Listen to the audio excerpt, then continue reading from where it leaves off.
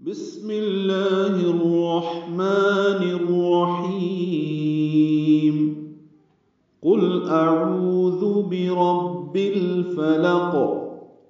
الحمدللہ، آج سورۃ الفلق کا سبق پڑھ رہے ہیں۔ اس کے مکی یا مدنی ہونے میں مفسرین میں اختلاف پایا جاتا ہے۔ ہو سکتا ہے پہلے یہ مکہ مکرمہ میں اور بعد میں مدینہ منورہ میں دوبارہ نازل ہوئی ہو۔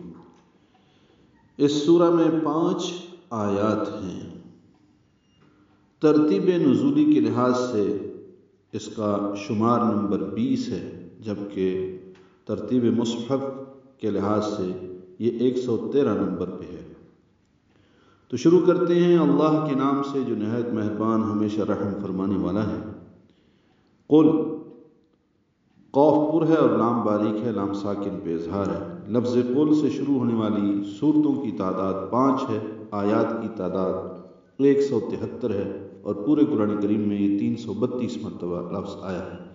اکثر لوگوں کا یہ غلط اس لیے ہوتا ہے کہ قاف پر ہے، موٹا پڑھا جاتا ہے اور ان کو مخارج کا پتہ نہیں ہوتا، وہ کل پڑھ دیتے ہیں، جس کی وجہ سے یہ لفظ معنی کے لحاظ سے تبدیل ہو جاتا ہے۔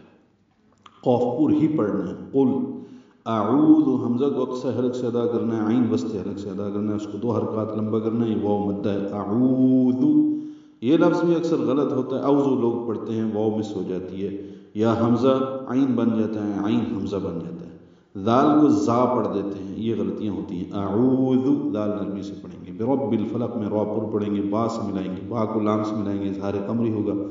فا کو جلدی پڑھنا ہے، لام کو قاف سے ملا دینا ہے، فلق، برب الفلق، قاف ساکن ہے، اس پہ قلقلہ ہوگا۔ آپ کہیے میں صبح کے رب کی پناہ مانگتا ہوں۔